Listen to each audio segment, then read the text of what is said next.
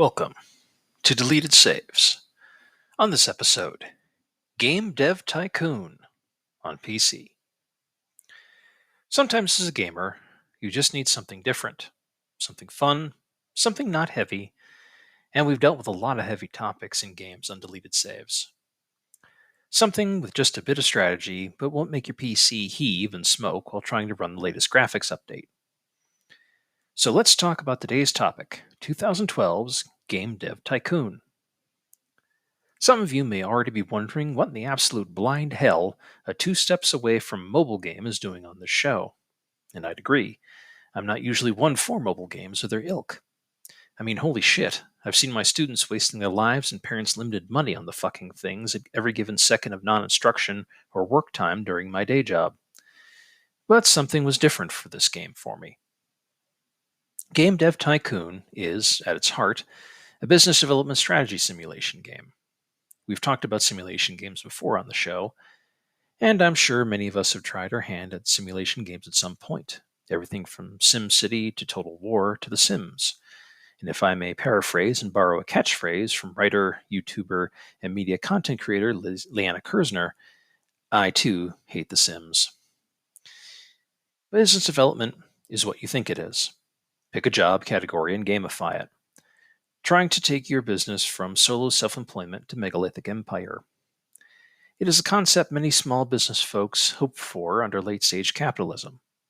Not that their mom-and-pop auto repair shop or cake bakery or widget manufacturing business will be successful in their lifetime, but that it will be successful enough to be noticed by a bigger fish in their industry who will buy them out and make them overnight millionaires, and that their ideas will be incorporated into an already massive business. Some of you out there may have cottoned onto a certain idea. While I realize I benefit, vaguely, from capitalism, I myself am not a capitalist and am a member of the working class. I've been on many sides of it, and I know too many of the disgusting and dirty tricks of how this completely made-up house of cards functions to really want to be part of it. But hey, that's a completely different story. We're here to talk business and video games. That is where you start in this game. A developer with a dream. While your protagonist is little more than a paper doll, you start in the early days of the 1980s, literally in your home garage, right next to a DeLorean, the supposed car from the future that went out of business in 1982.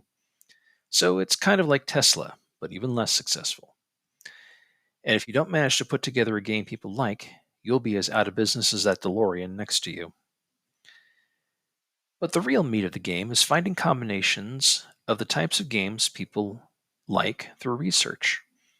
You'll start off with a small, randomly chosen pool of types of genres, like racing or horror or westerns and the like, and enough starting investment funds to buy a development license for an early computer. You gain rudimentary experience as you create the game, both at writing and creating the plot of the game, as well as programming the architecture of the game, until you finish to get the game under budget and put it out with the hope that people will like it. You can certainly try and fudge genres in your favor, like zombie horror or life simulation, which will more likely be favorably received by the public and therefore generate more capital for the next project. But the reality is, you can really go in any direction you like and feel free to tank your fledgling business, company, or not. But if you are successful in building your business in games, you will begin to quickly move through the eras of gaming. From early personal computers, to early consoles, to handhelds, until things become so complex in the technology landscape that you must make a decision. Become a boss and hire helpers, or become a relic like the systems you have been programming for. As you grow in skill and creativity, you will get the chance to research more topics to grow your pool of available ideas with which to make games, and even combine genres and buy multiple dev kit licenses so you can choose what games to put where. Also, feel free to name the game you create whatever you like. There's nothing like seeing your latest creation titled Zombie Boob Hunt 6 rocket to the top of the critics' charts, which is how you find out if your game did well or not. An RNG roll based on compatibility of genres, popularity of the system it is on, and dumb luck. If you roll the dice enough times and the critics like what you do, you'll get to grow even more, becoming the next EA, or Activision, or Atari, if you like. Hmm, I'm seeing a pattern here. There is a bit more to it, of course.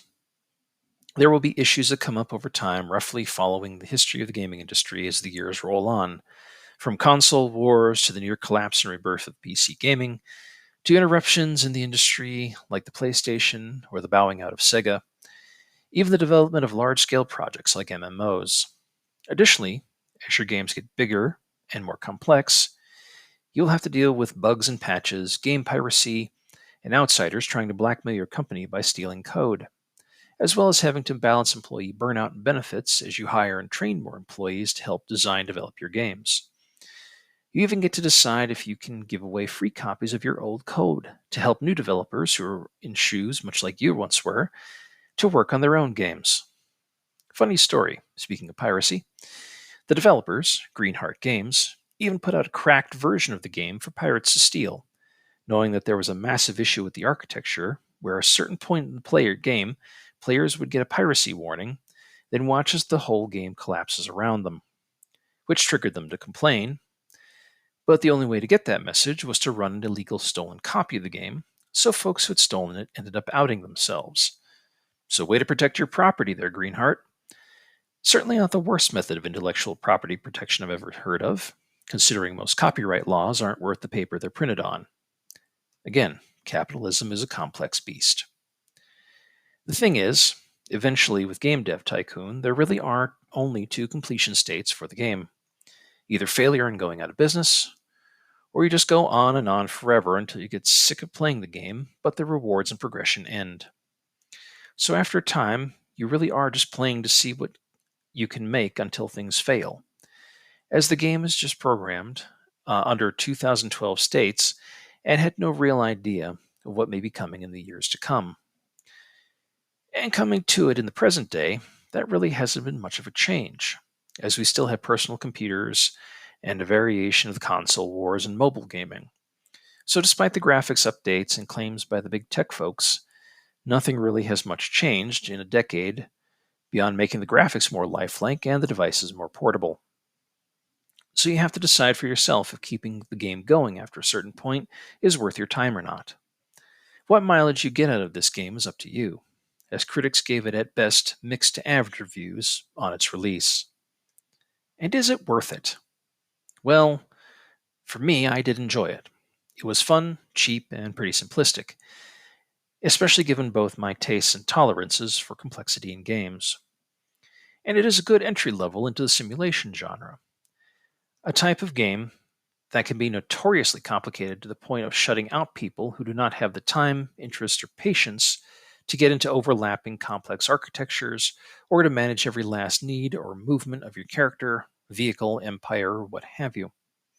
It is fun for a while, and if you can even begin to make an educated guess as to what type of games sell, you can complete it quickly, which is the point. It is fun to click the mouse and watch the numbers go up. Yay, numbers get bigger, line goes up, woohoo! And then, well, there's not much more to it than that. Really, there is no bigger point here. Yeah, Game Dev Tycoon boils down the complexities of running a business, hiring and training, research and development, study, growing with the business as times and technology change, and then trying to create a product for public consumption as a non necessity entertainment item, on top of that, down to a simple series of clicks and RNG. It's in a way its own form of genius, which is the point of mobile or nearly mobile level games. Don't muck about and get your point across fast, because the consumer doesn't have time in a sea of competition. In consumer culture grand. And if you haven't already, pick up Game Dev Tycoon on a Steam sale for cheap and fuck around with it. Combine widely dichotomous genres of games together and see how quickly it flames out. It's goddamn hilarious. This is a game you turn and burn. Try out new stuff and see what works and what doesn't. I mean, it's not like you stumped up your own money to power these commercial failures, so go nuts and have fun. That's the whole point, after all. Simulate your wild ideas and see what works. There's no cost or price for failure. That's what I did. And that's where the fun in games like Game Dev Tycoon really are. Thank you for listening.